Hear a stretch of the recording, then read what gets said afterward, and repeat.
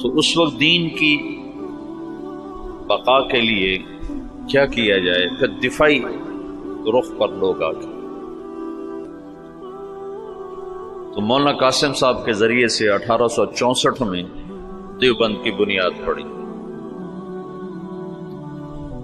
سر سید احمد خان بھی اللہ اس کی بخشش فرمائے، وہ بھی مسلمانوں کے ہمدرد تھے.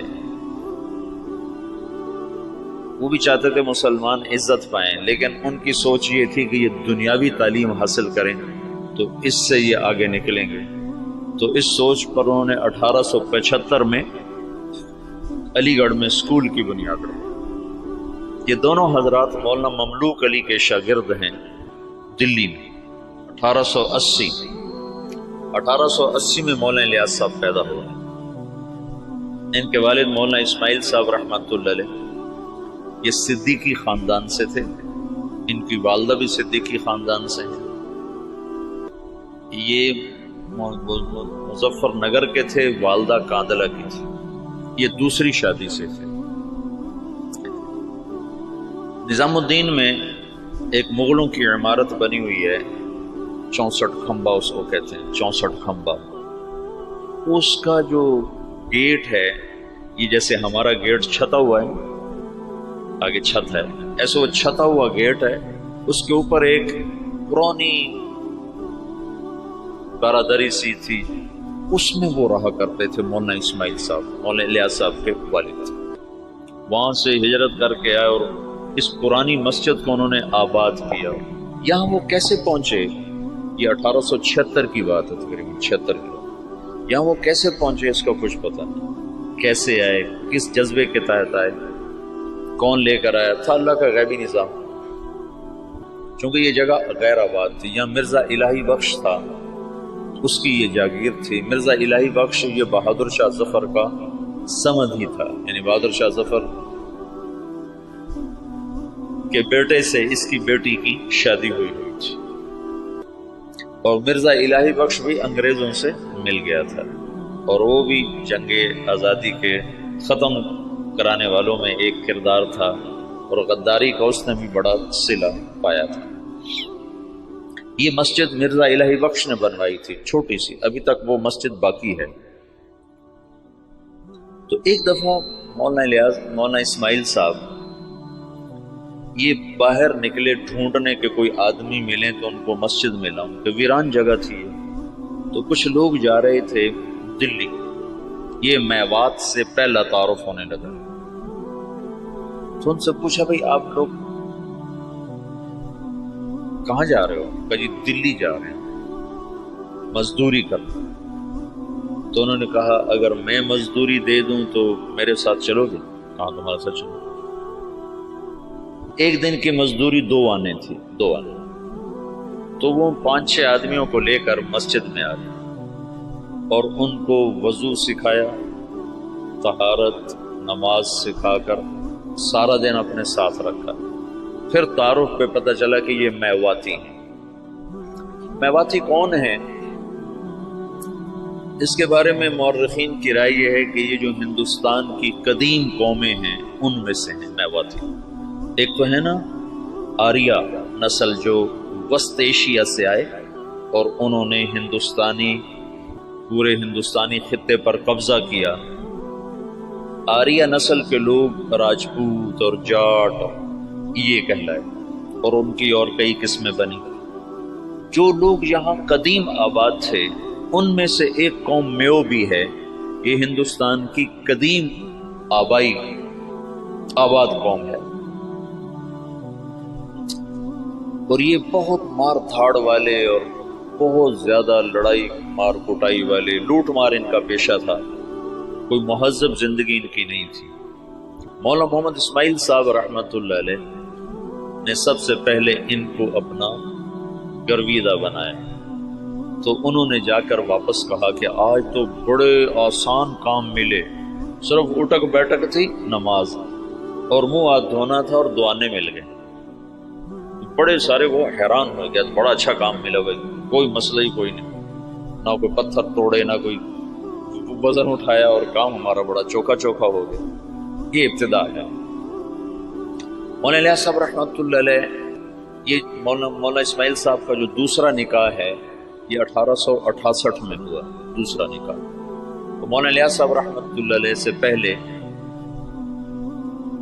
مولانا یحییٰ صاحب پیدا ہوئے اور پہلی بیوی سے مولانا محمد صاحب تھے، اور 1880 کے آس پاس میں مولانا الیاس صاحب پیدا ہوئے، اور 1898 میں مولانا اسماعیل صاحب کا انتقال ہو گیا، تو ان کی جگہ ان کے بڑے بیٹے مولانا محمد صاحب یہاں بیٹھے۔ 1918 میں ان کا بھی انتقال ہو گیا۔ مولانا الیاس صاحب رحمۃ اللہ علیہ کی 1912 میں شادی ہوئی۔ 1915 میں پہلا حج کیا اپنے شیخ مولانا خلیل احمد صاحب، گنگوہ میں تعلیم حاصل کی۔ 1906 میں مولانا گنگوہی کا انتقال ہوا ہے، تو ان کے ہاں سے پھر یہ دارالعلوم دیوبند میں آ گئے، وہاں تعلیم مکمل فرمائی، اور 1912 میں ان کی شادی ہوئی۔ 1915 میں پہلا حج مولانا خلیل احمد صاحب کے ساتھ تشریف لے گا۔ اس وقت یہ سہارنپور میں پڑھاتے تھے، اپنے شیخ کے ساتھ پڑھاتے تھے۔ مولانا خلیل احمد صاحب رحمۃ اللہ علیہ وہیں رہ گئے، ہجرت کر کے گئے تھے، وہ واپس نہیں آئے۔ باقی حضرات واپس آئے نہیں، اس وقت نہیں، ساتھ ہی واپس آئے، بعد میں گئے۔ تو 1918 میں مولانا محمد صاحب کا انتقال ہوا، تو مولانا الیاس صاحب رحمۃ اللہ علیہ وہاں تشریف لائے، جنازے میں شرکت فرمائی۔ تو مقامی لوگوں نے، میواتیوں نے کہا کہ اب یہ جگہ خالی ہے تو اس کو آپ آباد کریں۔ تو مولانا نے فرمایا کہ میں اپنے شیخ سے پوچھوں، تو پھر وہ تشریف لائے سہارنپور، اور مولانا خلیل احمد صاحب سے درخواست کی کہ اس طرح لوگ چاہتے ہیں، میں کیا کروں؟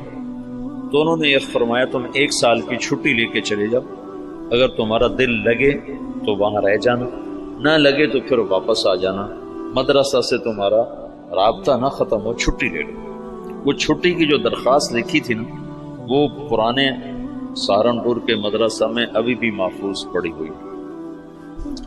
1918 میں مولانا الیاس صاحب تشریف لائے نظام الدین، ابھی تبلیغ نام کی کوئی شے ان کے ذہن پر کوئی نہیں۔ 1918 میں شدھی کی تحریک چل پڑی۔ شدھی کیا تھی کہ ہندوؤں نے یہ تحریک چلائی کہ مسلمانوں کو ہندو بناؤ، اور بنیاد انہوں نے یہ اٹھائی کہ مسلمان تو باہر سے آئے، ہم تم ایک قوم ہیں، اوپر جا کر ہم سب کے رشتے ایک ہیں، تو یہ باہر سے مسلمان کون تھے جنہوں نے آ کر ہمارا مذہب بگاڑ دیا، لہٰذا ہم سب کو ایک ہونا چاہیے۔ یہ تحریک بڑے زور سے چلی، تو مولانا الیاس صاحب رحمۃ اللہ علیہ اس پر بڑے پریشان ہوئے کہ اس کا میں کیا حل کروں۔ تو انہوں نے جاتے ہی میوات میں مدارس کی بہتات، چھوٹے چھوٹے مکتب، اور اس میں اپنا سب کچھ لگایا، بیوی کا زیور بھی لگا دیا، سینکڑوں چھوٹے چھوٹے مکتب میوات میں کھولے۔ ایک دفعہ میوات میں گئے ہوئے تھے مریدوں کے پاس، تو ایک نوجوان آیا، ہاتھ میں کڑا، بڑی بڑی مونچھیں، داڑھی صاف۔ کسی نے کہا یہ آپ کے مدرسے سے فارغ التحصیل حافظ قرآن ہے۔ کہنے کہ حافظ، اس کا یہ حلیہ کیوں ہے؟ کہ یہ ماحول کی وجہ سے۔ تو یہ پہلی چوٹ لگی، اور دل میں خیال آیا جب تک تمام طبقات میں دین نہیں آتا تو چند طبقوں میں دین کا لانا یا چند طبقات میں دین کا آنا یہ نہ کافی ہے، نہ یہ ذریعہ نجات ہے، پوری امت کا مسئلہ ہے۔ تو مدرسوں سے ایک دم دل بجھ گیا، دل ہٹ گیا، بند نہیں کیے لیکن طبیعت بند ہو گئی، دل ہٹ گیا۔ اور وائزین اس زمانے میں شدھی کی تحریک کے ٹکر میں علماء نے وعاظ کو بھیجنا شروع کیا تھا کہ مختلف شہروں میں جا کر، دیہاتوں میں جا کر تبلیغ کر۔ تو مولانا الیاس صاحب نے بھی اپنے وائز بھیجنے شروع کی، لیکن وہ جاتے تھے جہاں تک سڑک ہوتی تھی، جہاں سڑک نہیں ہوتی تھی وہاں نہیں جاتے تھے، یا جہاں کوئی آسائش نہیں ہوتی تھی وہاں نہیں جاتے تھے۔ پھر طبیعت اس سے بھی ہٹ گئی، پھر خانقاہی سلسلہ شروع کیا، اور نظام الدین میں بیعت کا سلسلہ، اس سے پہلے بیعت نہیں فرماتے تھے، پھر بیعت کا سلسلہ شروع، تو بہت جلدی مریدوں میں ترقی ہونے لگی اور مریدوں کا اضافہ بھی اور مریدوں کے تزکیہ کے حالات بھی بڑے اچھے۔ لیکن کچھ عرصے کے بعد خیال آیا کہ کتنے لوگ میرے مرید ہو جائیں گے، 1 لاکھ 2 لاکھ، تو عامت الناس کا کیا کروں؟ ابھی اللہ تعالیٰ فطرت خود ہی کرتی ہے لالے کی حنا بندی، پھول کو سرخی کوئی نہیں پہناتا، اللہ ہی اسے سرخ کرتا ہے۔ تو طبیعت ہٹتی گئی، مدرسوں سے ہٹ گئی، خانقاہ سے ہٹ گئی کہ خانقاہ بھی ایک جزئی کام ہے، مدرسہ بھی ایک جزئی کام ہے، اور واعظ تقریر بھی ایک، پیسے دو تو جاتے ہیں، پیسے نہ دو تو جاتے نہیں۔ تو بے قراری بڑھتی گئی اور کوئی حل نظر نہیں آیا۔ تو 1926 میں، اس سے قبل مولانا خلیل صاحب وہ ہجرت کر کے اور تشریف لے گئے، مدینہ منتقل ہو گئے۔ تو 1926 میں حج پہ تشریف لے گئے، ہجرت کی نیت کر کے کہ میں اب واپس نہیں آؤں گا، وہیں رہوں گا۔ 1925 میں گئے تو 1926 میں واپس آؤں گا، یہ نیت کر لی تھی کہ اب میں واپس نہیں آؤں گا، ادھر ہی رہوں گا۔ جب یہ مکہ پہنچے تو ان کو خواب میں اللہ کے رسول کی زیارت ہوئی، تو انہوں نے پوچھا یا رسول اللہ، میں امت کی بہتری کے لیے کیا کروں، امت کی ہدایت کے لیے کیا کروں؟ تو اللہ کے رسول نے فرمایا جیسے میں نے مکے میں کام کیا تھا تم ویسے کام کرو۔ انہوں نے آگے عرض کی مجھے تو پتہ نہیں مکے میں آپ نے کیسے کام کیا تھا، تو اللہ کے نبی نے فرمایا مکی صورتوں میں غور کرو، اللہ تمہیں سکھائے گا۔ یہ مکہ میں ہے۔ پھر مدینہ پہنچے تو وہاں پھر اللہ کے رسول کی زیارت، تو آپ نے ارشاد فرمایا اللہ تم سے کام لے گا، تم واپس جاؤ، واپس اور میرے پاس آؤ۔ تو انہوں نے مولانا خلیل احمد صاحب سے یہ خواب ذکر کیا، وہ وہیں منتقل ہو گئے تھے۔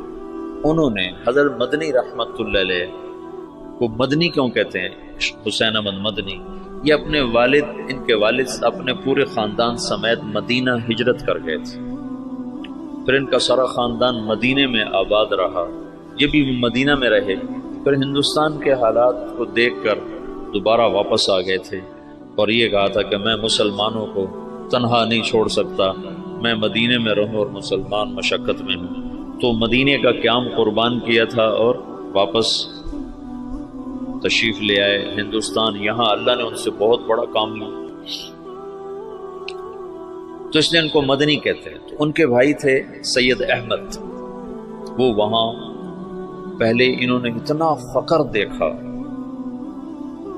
کہ حضرت مدنی فرماتے ہیں میرے والد سبزی منڈی جاتے تھے شام کو، تو جو سبزی وہاں گلی ہوئی سڑی ہوئی لوگ پھینک کے چلے جاتے تھے نا، وہ اٹھا کے لاتے تھے، پھر اس کو صاف کر کے خالی ابال کے ہم کھاتے تھے کہ اس میں نمک مرچ ڈالنے کا بھی سکت نہیں تھی۔ اس طرح شروع کے دن تھے۔ لیکن سید احمد کو اللہ نے صلاحیتیں دیں، انہوں نے شاہ عبدالعزیز سے پتہ نہیں کیسے تعلق بنایا، وہ الگ داستان۔ ان کے بیٹے سید حبیب نے اس سے بھی آگے، اب ان کی نسل وہاں اربوں پتی، بڑے بڑے ان کے محل ہیں، یہ تمہارے حسنین کو 4 گنا کریں تو تب ان کا محل بنتا ہے، اس سے بھی 4 گنا بڑی 4 دیواری ہے جس میں وہ رہ رہے ہیں، بہت کے قریب ان کے محلات ہیں۔ تو انہوں نے سید احمد سے ذکر کیا، تو انہوں نے جو مسجد نبوی کے اس وقت منتظم تھے ناظم اعلیٰ، ان سے ذکر کیا۔ تو انہوں نے عشاء کے بعد جب مسجد بند کر دی تو مولانا الیاس صاحب کو بلا کر جالی کا دروازہ کھول کے اندر بھیج دی، تو اندر جالی اور روزے کے درمیان کوئی چاروں طرف دیوار ہے، دروازہ کوئی نہیں۔ یہ نور الدین زنگی نے اس کو چاروں طرف سے بند کروایا تھا اور نیچے سیسا پگھلا کے ڈالا تھا۔ جب وہ کچھ لوگ آ کر لاش نکالنے کا منصوبہ لے کر آئے تھے، 3 راتیں وہاں سوئے، 3 راتوں میں سارے کام کی یہ تو خود تو عقل سے تو آ نہیں سکتا، سارے کام کو سکھایا گیا، بتایا گیا، اور پھر یہ کہا گیا ہندوستان جاؤ اور جا کر عوام الناس میں کام کرو، علماء میں نہیں، ورنہ وہ مخالفت کریں گے، تو پھر یہ وہاں سے واپس تشریف لائے، 1926 میں پہنچے ہیں، اور پہلے علماء کو جمع کیا اور ان کے سامنے یہ بات رکھی کہ میں یوں کام کرنا چاہتا ہوں، تو کسی ایک نے بھی موافقت نہیں کی سوائے مولانا مدنی صاحب اور مفتی کفایت اللہ صاحب رحمۃ اللہ علیہ۔ ان دو حضرات نے بات کو لیا اور سمجھا اور کہا کہ ہاں یہ تو دعوت والا کام ہے، لیکن یہ کرے گا کون؟ کہا یہ تو اللہ کرے گا، میرے ذمہ جہد ہے۔ پھر وہ بندہ فنا فی تبلیغ ہو گیا اور دیوانگی چھا دیوانگی۔ ایک دفعہ بیان کر رہے تھے، گرمیوں کے دن تھے، صحن میں 11 بج کے 11 فجر کے بعد شروع ہوئے، گرمیوں میں 11 بجے، تو ایک مواتی کھڑا کر کے لگا بھائی نام دے دو ورنہ یہ مر جائے گا بیچارہ، مر جائے گا، نام دے دو نام دے دو۔ ایسی دیوانگی چھا گئی تھی اور کوئی شکل نہیں، کوئی جانتا نہیں، اور آگے سامنے میواتی ہیں جن کو دین کی خبر ہی کوئی، کلمہ نماز کا نہیں پتا تو دعوت کیسے دیں گے؟ 10 برس کی محنت کے بعد ایک جماعت چلے کی تیار، 10 سال کے بعد، تو ان کو ہدایات دی، پھر ان کو روانہ کرتے کرتے 5 میل ان کے ساتھ پیدل چلتے گئے، پیدل چلتے۔ مولانا سعید خان صاحب سے یہ بات میں نے بہت دفعہ سنی، جب ان کو رخصت کرنے لگے تو کہنے لگے کہاں جا رہے ہو؟ ان کا جی دلی جا رہے ہیں۔ کہنے لگے نہیں، لندن پہ چوٹ پڑ گئی، امریکہ پہ چوٹ پڑ گئی، ساری دنیا میں ہدایت کا فیصلہ ہو گیا۔ ایک دفعہ عبدالعال صاحب تشریف فرما تھے، کہنے لگے ہم 5-6 آدمی بیٹھے ہوتے تھے مولانا الیاس صاحب کے آگے، 6-7 اور وہ ہم سے کہتے کہ بھائی ساری دنیا میں جماعتیں بھیجنی ہیں، مشورہ دو کیا کیا جائے۔ تو ہمیں خیال آتا کہ مولانا صاحب بیچارے کتنے پاگل دیوانے ہیں اور شیخ چلی کی باتیں کرتے ہیں کہ ہم 6-7 آدمی بیٹھے ہیں اور ہمیں کہہ رہے ہیں کہ ساری دنیا میں جماعتیں بھیجنی، مجھے مشورہ دو ہمیں کیا کرنا چاہیے۔ یعنی اللہ تعالیٰ نے اپنی قدرت سے ظاہر کر کے دکھا دیا کہ کیسے سارے عالم میں ہم خود پھر رہے ہیں، ساری دنیا سے جماعتیں ہمارے پاس آ رہی ہیں، ہم سے ساری دنیا میں لوگ جا رہے ہیں۔ تو 1926 سے لے کر 1944 نوح میوات میں پہلی بستی ہے جہاں پہلا اجتماع ہوا۔ اس وقت اجتماع نہیں کہتے تھے، جلسہ کہتے تھے، جلسہ، پہلا جلسہ۔ اور سگا بیٹا محمد یوسف اکلوتا سخت مخالف، وہ کہیں یہ کیا پاگلوں کا کام شروع کر۔ ان کا ذہن ذوق سارا تعلیمی تصنیفی، 21 سال کی عمر میں طحاوی کی شرح لکھی، جو حدیث کی مشکل ترین کتاب ہے طحاوی، اس کی شرح 21 برس کی عمر میں لکھی۔ اور حیات الصحابہ جیسی کتاب تو ساری دنیا کے علماء تسلیم کر گئے کہ سیرت میں یہ وہ شخص بدیع تھا، بدیع سیرت میں، کہ سیرت کے عنوان پر آج تک کسی نے ایسی کتاب نہیں لکھی۔ سیرت کا عنوان ہوتا تھا زید بن ثابت، نیچے اس کی سیرت اور حالات، عمر بن خطاب، نیچے ان کی سیرت، حالات، واقعات اور ان کے فضائل اور مناقب۔ یہی 14 صدی میں تمام مصنفین کا طرز رہا ہے۔ یہ پہلا شخص ہے جس نے اسلوب جدید دیا، بدیع اسلوب، آج تک کوئی یہ اسلوب لے نہ سکا۔ حیات الصحابہ ہے سیرت، لیکن حیات الصحابہ، کیف کانت صلاتهم، کیف کان علمهم، کیف کان جہادهم، اس کے نیچے کئی صحابہ کے واقعات۔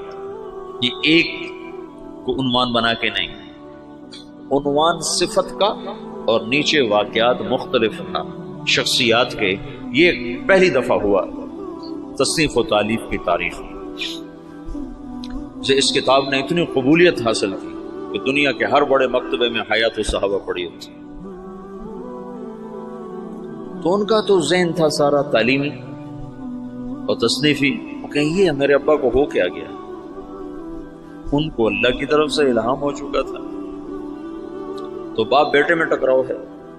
مولانا انعام صاحب رحمۃ اللہ علیہ، مولانا احتشام صاحب رحمۃ اللہ علیہ، یہ حضرت مولانا الیاس صاحب کے ساتھ مولانا الیاس صاحب رحمۃ اللہ، اب مولانا سعید احمد خان صاحب، یہ ساتھی ہم نوا، اور بیٹا محمد یوسف سخت مخالف. میاں جی بدر الدین رحمۃ اللہ علیہ تھے، میں ان سے ملا تھا نظام الدین میں 82-83 میں گیا تھا. مجھ سے کہنے لگے کہ ہمیں مولانا الیاس صاحب بھیجتے کہ جاؤ یوسف کو کارگزاری سناؤ، شاید اس کا کوئی دل نرم پڑے. تو جب ہم جاتے تو اپنے لکھنے پڑھنے میں لگے ہوتے تھے، تو ہمیں دیکھتے ہی کہتے مجھے پتہ چل گیا تمہیں بوڑھے نے بھیجا ہے کہ جاؤ اس کو کارگزاریاں سناؤ، بھاگ جاؤ، میرے پاس کوئی وقت نہیں تمہاری فضولیات سننے کے لیے. کہ ہمیں بھگا دیتا تھا مولوی سے، کہتا تھا مجھے پتہ ہے تمہیں بڈھے نے بھیجا ہے کہ جاؤ اسے کہانیاں سناؤ، میں نہیں آتا تمہاری کہانی. بیٹا ایسے مخالف تھا.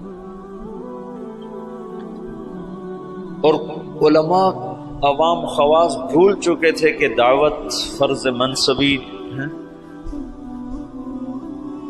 وَكَذَلِكَ جَعَلْنَاكُمْ أُمَّةً وَسَطًا لِتَكُونُوا شُهَدَاءَ عَلَى النَّاسِ. تو شہداء اللہ الناس کا فریضہ پوری امت کے ذمے ہے اور سارا عالم ہمارے ذمے. میاں جی بدر الدین، یہی بدر الدین بتاتے ہیں، میں بیان کر رہا تھا تو سامنے کچھ لوگ بیٹھے تھے 10 12 15، تو پیچھے سے مولانا الیاس صاحب آ گئے، کہنے لگے بدر الدین اب کن میں بیان کر رہے ہو، کن کو سنا رہے ہو، کن کو سنا رہے ہو؟ کہا جی ان کو سنا رہا ہوں. میرے سامنے بیٹھے ان کو سنو، اے تیرا بھلا ہو جائے. اونٹ کی نیت کر. اونٹ، اونٹ میواتی زبان میں آخری کنارے کو کہتے ہیں، آخری کنارے کہ دنیا کے آخری کنارے کی نیت کر کہ میں یہ بات دنیا کے آخری انسان تک کو سنا رہا ہوں. ایسے وہ نیت کرواتے تھے. اپنی زندگی میں 2 کمرے بنائے تھے مسجد میں داخل ہو کر، جنوب کی طرف اوپر انہیں کھڑکیاں، کھلی کھلی دروازے، اور یہ فرمایا کہ یہاں غیر ملکی مہمان جب آئیں گے تو ان کو تم نے یہاں ٹھہرانا ہے. تو وہ بیچارے ان کے مرید حیران ہوتے کہ ادھر مقامی کوئی نہیں آتا تو غیر ملکی کہاں سے آئیں گے.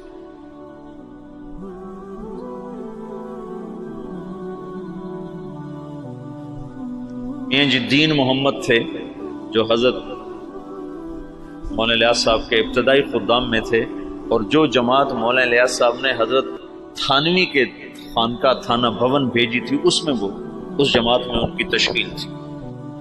وہ کہتے ہیں ایک دفعہ مجھ سے کہنے لگے کہ مولوی صاحب ہمیں حضرت جی کہتا تھا تم امریکہ جاؤ گے، امریکہ. تو ہم تو اتنے سیدھے سادے دیہاتی تھے کہ ہم یوں سمجھتے تھے امریکہ دلی سے آگے کسی شہر کا نام ہے، دلی سے آگے کسی شہر کا نام ہے جو ہمیں کہتا ہے کہ تم امریکہ جاؤ گے. کہ تمہیں بعد میں پتہ چلا وہ تو دنیا ہی اور ہے جہاں وہ کہتا تو تم جاؤ گے. تو جہاز کچھ نہ کچھ اس زمانے میں چل گئے تھے، تو کبھی اوپر سے کوئی جہاز گزرتا تو اس کو میواتی میں کہتے تھے اڑن کھٹولا. تو مولانا الیاس صاحب کہتے ہیں ان اڑن کھٹولوں میں تم تبلیغ کرنے جاؤ گے. تو ہم تو گدھوں پہ سوار ہونے والے تھے. ہم کہیں مولوی یوسف، مولوی الیاس ہمارا مذاق اڑاتا ہے کہ ہم تو گدھوں پہ سوار ہونے والے، ہم اڑن کھٹولوں میں کہاں بیٹھیں گے. تو اللہ نے ان کو اڑن کھٹولوں میں بٹھایا. تو ابتدائی ادھر 1926 میں 1918 میں مولانا الیاس صاحب آ کر بیٹھے ہیں نظام الدین، اور 1918 میں برطانوی فوجیں مشرق وسطیٰ میں داخل ہوئی ہیں، اور 1919 میں شام فتح ہوا ہے. فرانسیسی فوجوں نے شام کو فتح کیا اور شام کو 3 حصوں میں تقسیم کر دیا. ایک کا نام سوریہ رکھا، ایک کا نام لبنان رکھا، اور ایک کا نام اردن کر دیا، اور شام کو 3 حصوں میں تقسیم کر دیا. اور 1926 میں اسرائیل کو بنانے کا منصوبہ مکمل ہو گیا کہ اسرائیل بنایا جائے. ادھر 1926 میں دعوت کا کام چلا جس کا آخری سرا مہدی سے جا کے ملتا ہے، اور ادھر 1926 میں یہودیت کا کام چلا جس کا آخری سرا دجال کے ساتھ جا کر ملتا ہے۔ یہ آپس میں یہ تانے بانے میرے اپنے بنائے ہوئے ہیں، میں نے سنے نہیں ہیں، لیکن جو کچھ پڑھا ہے اس کے مطابق میں ایک ترتیب ذہن میں آئی کہ ادھر ہی دعوت کا کام بھی ہدایت پر ختم ہو گیا۔ 1964 میں پہلی جماعت گئی یوگنڈا، 1964، 4 آدمی، اس میں ایک ابھی بھی زندہ ہیں، عبدالرشید صورتی صاحب جو کراچی کے امیر۔ تو کہنے کہ وہاں ایک بہت بڑے شیخ تھے، ان کی ہم گئے ملاقات کے لیے، تو ان کا بہت بڑا ہال کمرہ تھا، وہ مریدوں سے بھرا ہوا اور ایسے مراقبے میں بیٹھے تھے، بالکل گردن ایسے جھکائی۔ ہم 4 آدمی کمرے میں داخل ہوئے اور یہ پہلی جماعت ہے، آج تک کوئی کسی کو پتہ ہی نہیں کہ تبلیغی جماعت پاکستان میں کوئی نہیں جانتا تھا، 1964 میں باہر کون جانتا، اور یوگنڈا۔ تو جو ہی ہم اندر داخل ہوئے تو انہیں ایک دم سر اٹھایا کہ مرحباً بجیش المہدی، مرحباً بجیش المہدی، مرحباً بجیش المہدی، 3 دفعہ انہوں نے اس کو دہرایا اور ہمارا بڑا زبردست اکرام کیا۔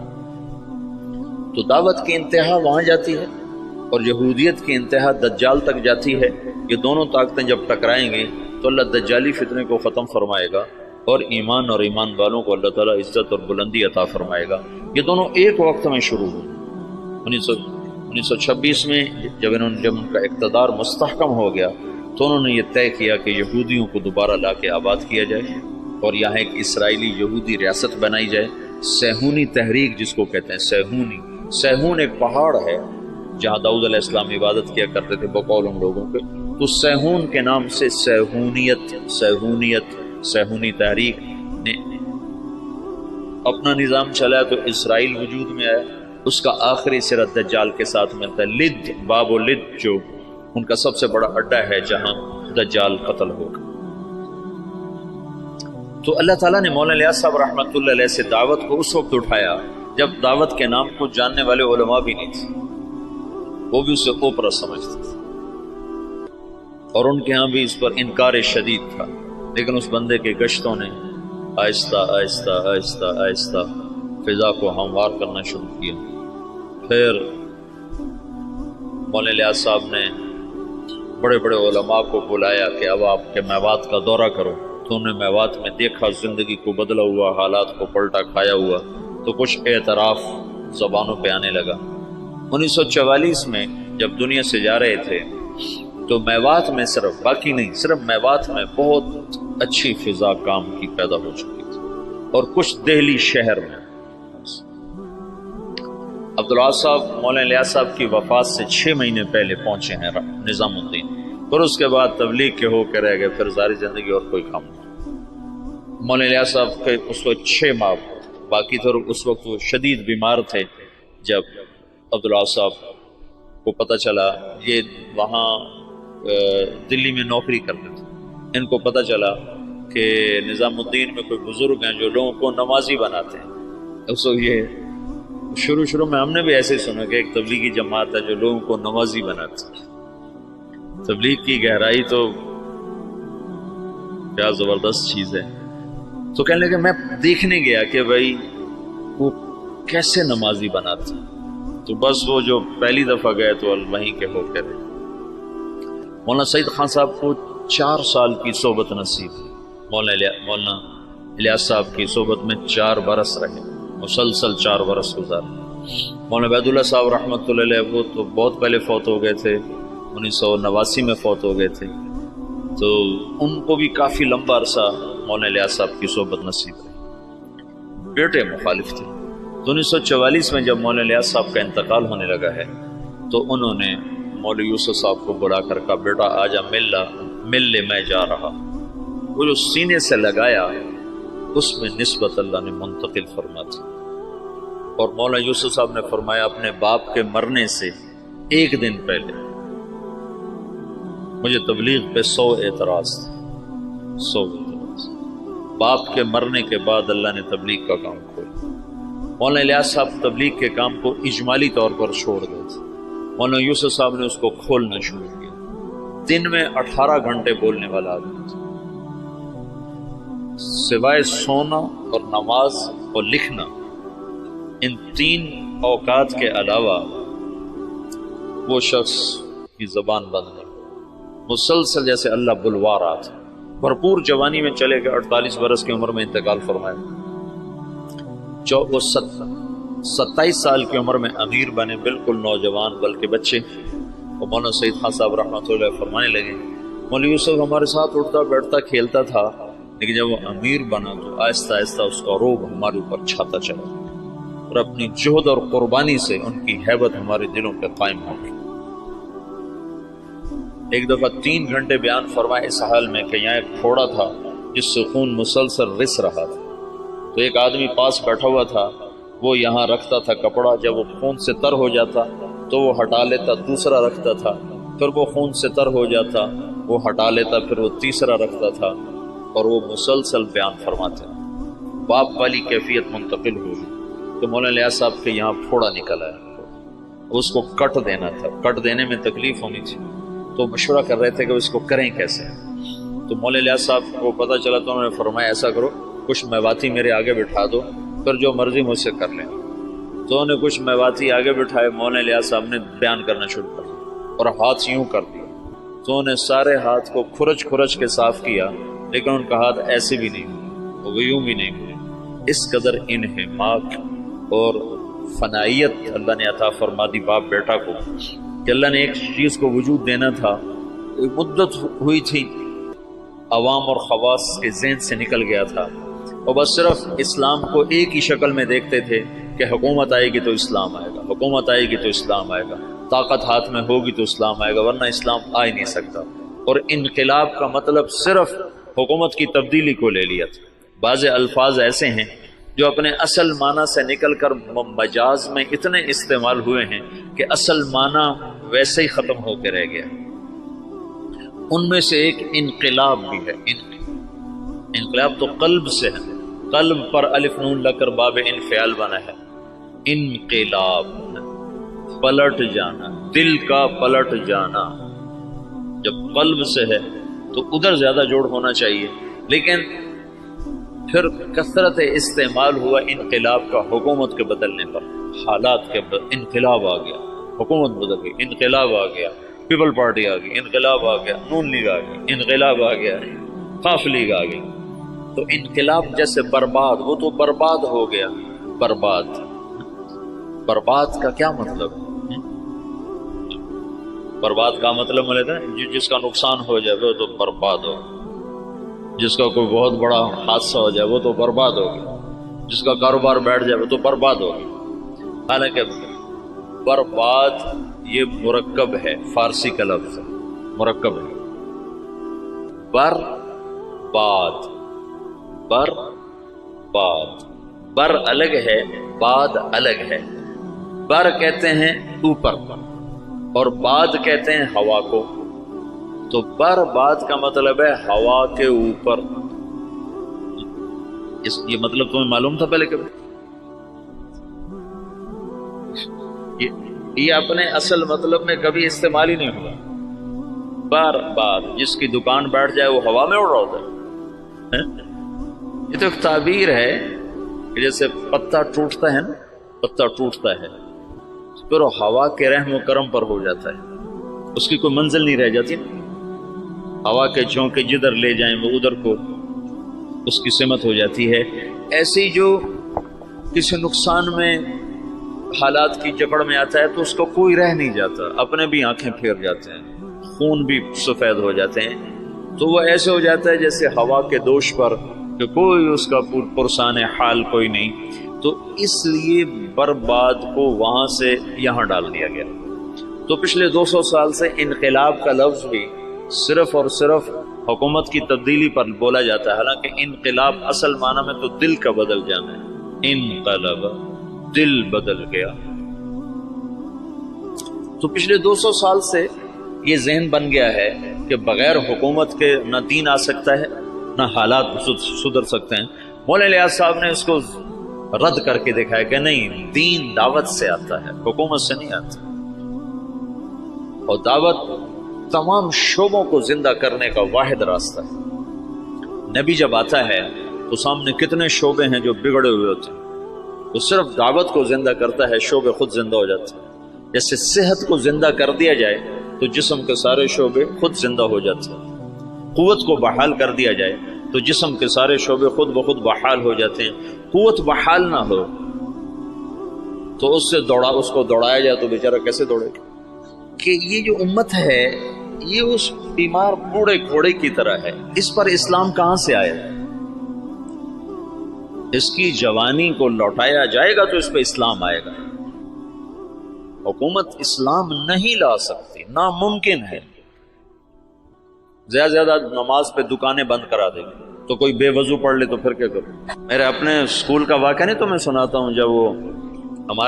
جب میں سنٹر ماڈل اسکول میں تھا تو خود میں نے بے وضو نمازیں پڑھی.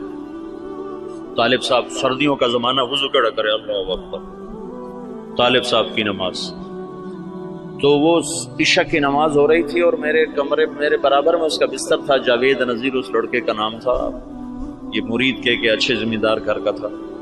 تو اس میرے پاس آ کر کھڑا ہوا اور اس نے آ کر 4 رکعت نماز عشاء کی نیت باندھی.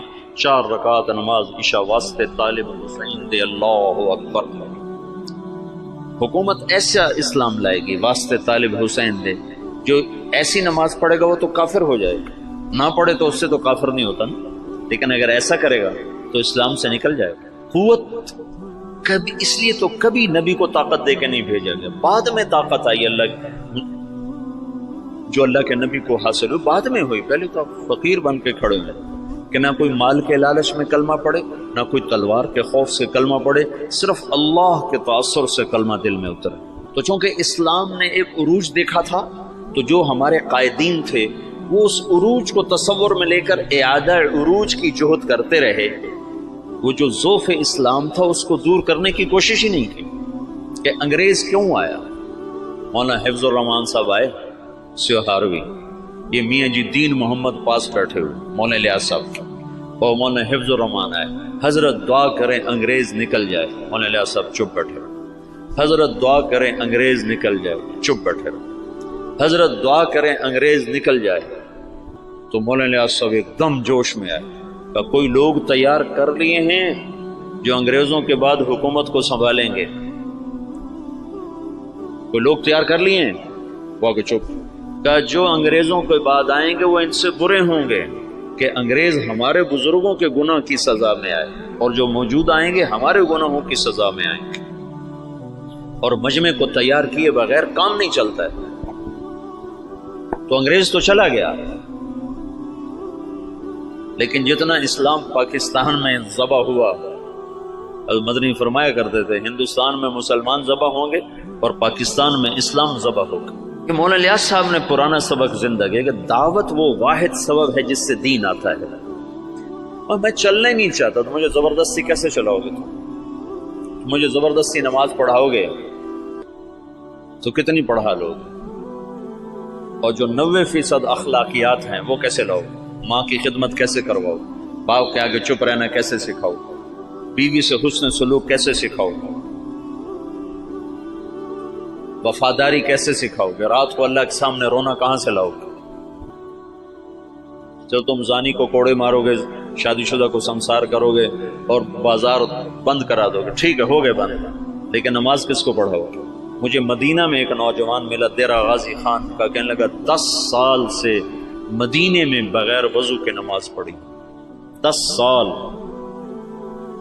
کہ یہ تو میں نے تمہاری کیسٹیں سنی تو مجھے ہدایت ملی ہے، تو میری بخشش ہو جائے گی؟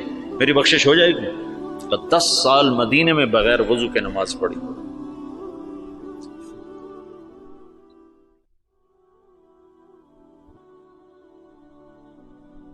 چونکہ اسلام کا سیاسی پس منظر 1000 برس سے زیادہ ہے، تو جب زوال آیا تو قائدین کا ذہن ادھر گیا کہ اس زوال کو دور کیا جائے، زوال دور کیا جائے اور مسلمانوں کو دوبارہ شان و شوکت پہ لایا جائے.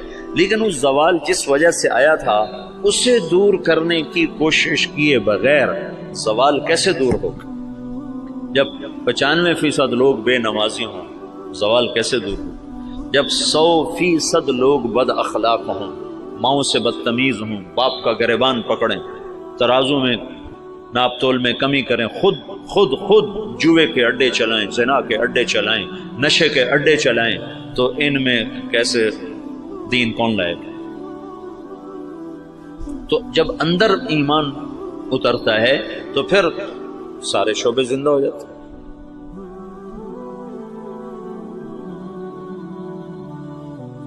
مولانا الیاس صاحب کے ذریعے سے پرانا سبق زندہ ہوا کہ دعوت وہ سبب ہے جس کے ذریعے سے اللہ نے ہر دور کے باطل کو توڑا، ہر دور کے باطل کو توڑا۔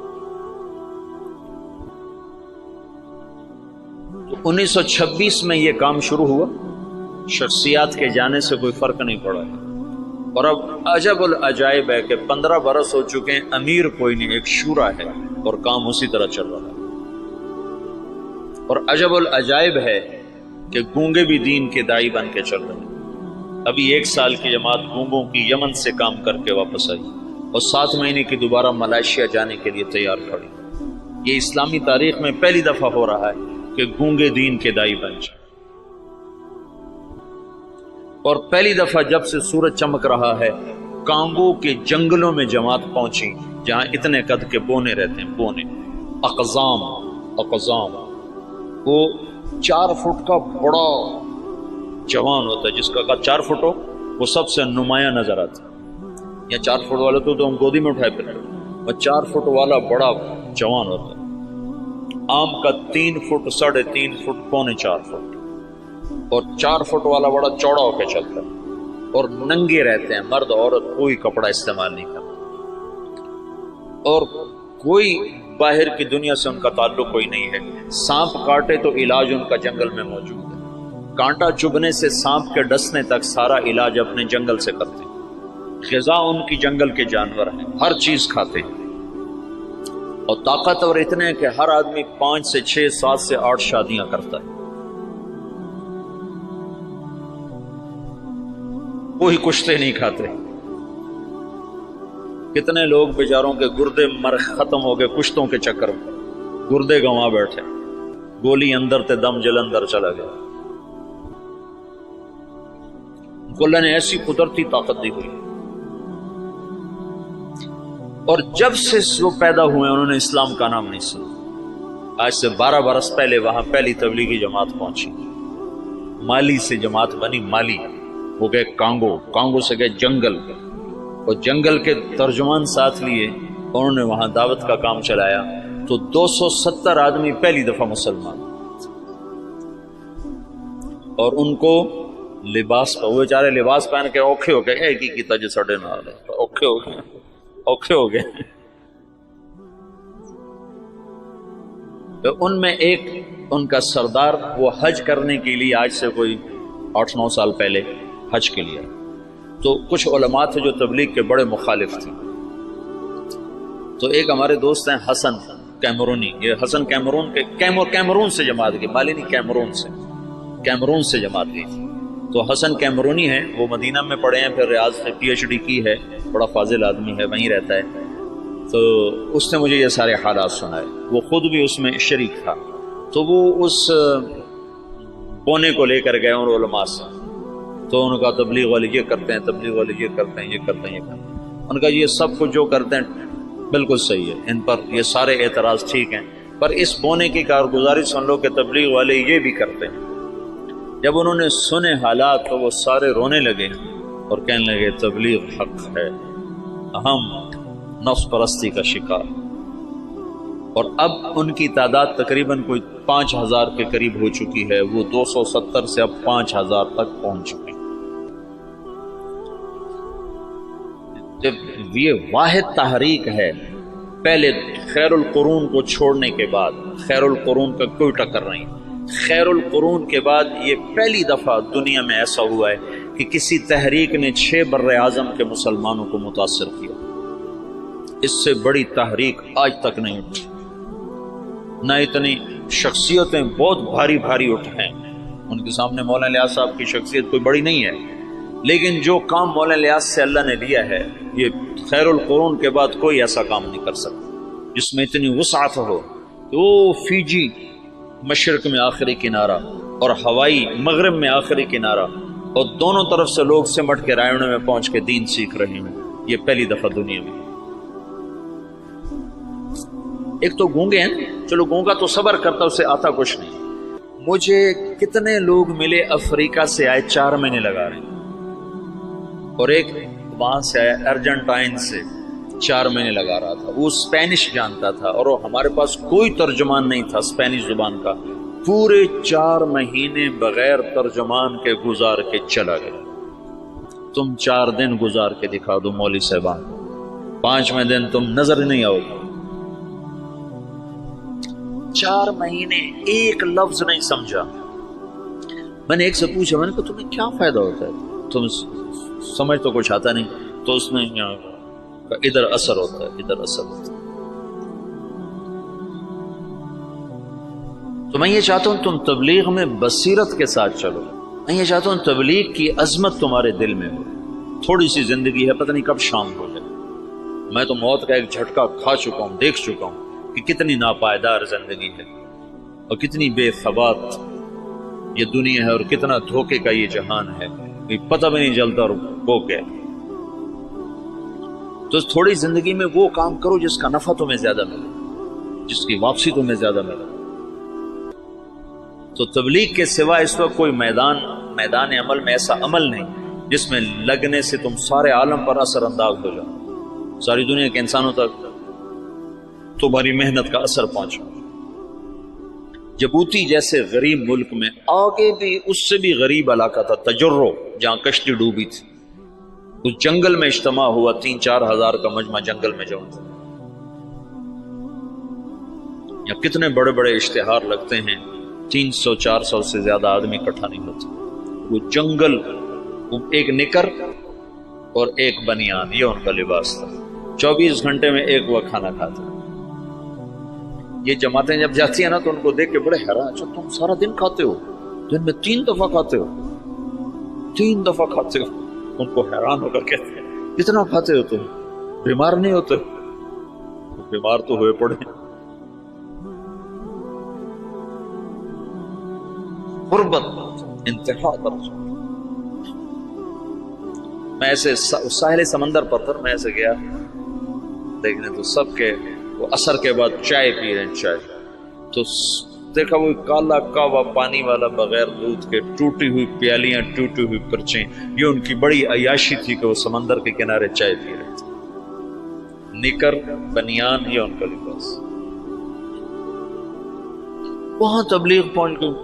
کوئی جانتا نہیں محمد الیاس کون ہے، کوئی جانتا ہی نہیں محمد یوسف کون ہے، انعام الحسن کون ہے، عبد الوہاب کون ہے، محمد سعد کون ہے. لیکن تبلیغ وہ ایسے کر رہے ہیں کہ جیسے رائمنڈ میں ہو رہے، جیسے پاکستان میں ہو رہے.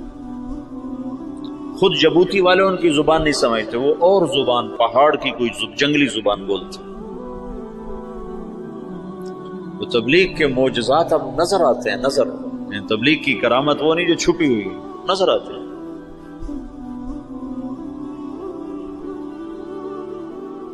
تو میں یہ چاہتا ہوں کہ تم بصیرت کے ساتھ اس میں چلو تاکہ تم نفع اٹھاؤ، تم اللہ کا قرب حاصل کر سکو، اللہ کی محبت حاصل کر سکو. صحیح، میں نے پیچھے سے تفصیل بتائی تمہیں کہ سیاسی اکھاڑ پر چھاڑ کیسی ہوئی. پھر تبلیغ کی زندگی تو اب تمہارے سامنے ہے، اس میں تو تفصیل بتانے کی ضرورت نہیں ہے. لیکن کچھ مجالس اور میں لینا چاہوں گا، تو کچھ باتیں جو اس سے متعلق ہیں وہ میں تمہارے سامنے لاؤں. پھر لِيَهْلِكَ مَنْ هَلَكَ عَنْ بَيِّنَةٍ وَيَحْيَىٰ مَنْ حَيَّ عَنْ بَيِّنَةٍ. پھر یہ نہ ہو سکے کہ ہمیں پتہ کوئی نہیں تھی.